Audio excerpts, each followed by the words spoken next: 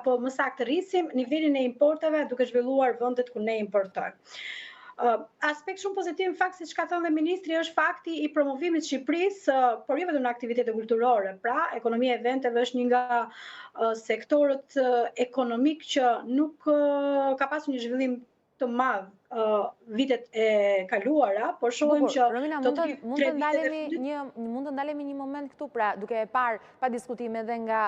aspekti ekonomik, sepse e dim fare mirë që ka edhe më shumë se sa kaq, pra nëse e shohim në aspektin social dhe më gjerë, po ndalemi te aspekti ekonomik, ajo që mund të konsiderohet pikërisht si turizmi i eventeve. Në gjykimin tënd, analizën që i bën, është një mënyrë e mirë për Shqipërinë, për një vend si joni i vogël, i cili pa diskutim ka atraksione shumë të bukura nga veriu deri në jug, por kam përshtypjen që në formën e saj gjenerale turizmi, ose më saktësisht ai turisti kur vjen, ka dëshirë të ketë më shumë se sa thjesht një vend bukur për të parë, apo jo? Mund të analizojmë këtë?